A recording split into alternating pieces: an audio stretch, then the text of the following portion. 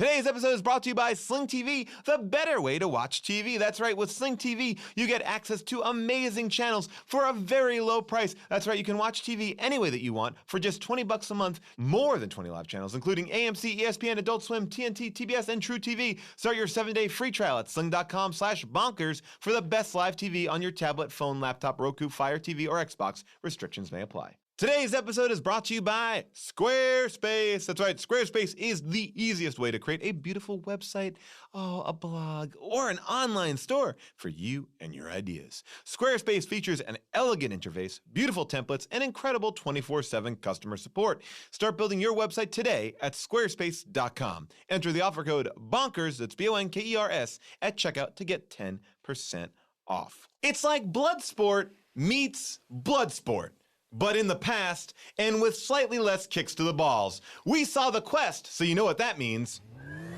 Now it's time for How Did This Get Made? We're gonna have a good time, celebrate some failure, not just be a hater. Cause you know you wonder, how did this get made? Let's wallow in the mediocrity of subpar art. Perhaps we'll find the answer to the question, how did this get made? Hello, people of Earth, and welcome to How Did This Get Made? I am your host, Paul Scheer, joined, as always, by Jason Mantzoukas. How are you, Jason? I'm good, Paul. How are you? Very good. And June Diane Raphael. How are you, June? I'm good. How are you, Paul? Very good. Thank you for asking. We have a very special guest joining us today. Guys, dial down the heat. Look, we can't control the chemistry that's coming out of these microphones. God, everybody listening is just so turned on. June, I hope you have a great podcast. Thanks, you too, Paul. Thank you so much. Oh, God, get a room.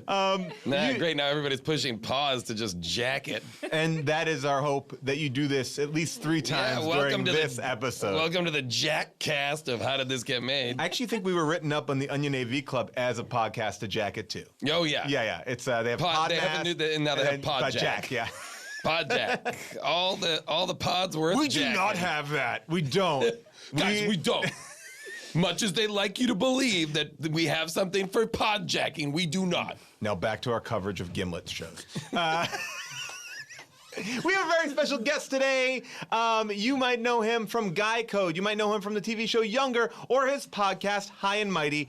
I consider him a Jean-Claude Van Damme aficionado. Please welcome John Gabris. Oh, thank you for having me. Gabris! Good to see everybody. A long time coming. Oh, yeah. And I consider myself a Jean-Claude Van Damme aficionado as well. Well, when I wrote you to tell you to ask you to come on the show, and I told you the movie, you said... No, you told him. I told him, you come on this show. That's Paul Scheer right there. He writes and he says, you're coming on the show. I dictated. Well, there was an uproar because we just did Bloodsport. That was the last episode we did, and they said... We're going to say uproar in quotes. It was an uproar. It was a podcast uproar that you were not involved in the Bloodsport episode because of your diehard love of Bloodsport. Diehard Bloodsport fan. Diehard JCVD fan, Seagal, all what you think. This is your jam? Yeah, I was born in 1982, and the early 90s to late 90s, I was taking karate classes. I'm all with you. My dad had a ponytail. Like, we were just, I was full-blown martial arts white trash. So I was obsessed with I love that part of your backstory involves your dad having a ponytail. Because I started taking karate classes, had a ponytail. and then he joined after watching one of my karate classes. You see, that's amazing. That's like, and we're both from Long Island, and that's a very Long Island dad thing to do. Yeah. Like, now I'm getting into it. Can I ask you guys a question, though? Do you think your dad got into it because he couldn't handle the idea that you might be able to beat him at something? Then he was like, "Oh, I got to learn these skills, so if he comes after me, I can shut this kid down." Yeah, he can't be the man of the house. Yeah, too early.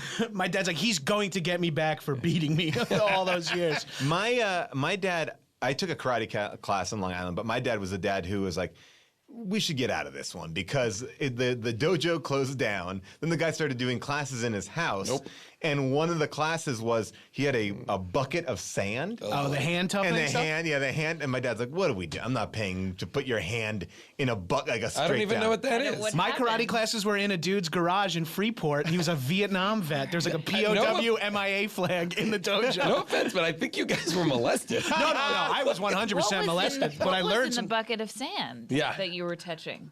Well, it's strength testing, right? It's like sand in the bucket, and you just put your and you press your hands into it over and over again to toughen up your joints and the skin on your hands. And so you're just like burying your fingers you're in the jamming your sand. hand into the bucket of sand and It's pulling like it. wet sand. No, it's dry dry sand. sand. Yeah, you're just trying to get us further and further in so that your Yeah. fingers and hands toughen up and strengthen. Yeah, it's not a good idea, especially for a child. A child should not be doing that. Yeah, it's like breaking boards. I'd be much more into a wet sand hand jam than a dry sand hand Wet jam. sand feels like you would break a finger, maybe. I mean, I guess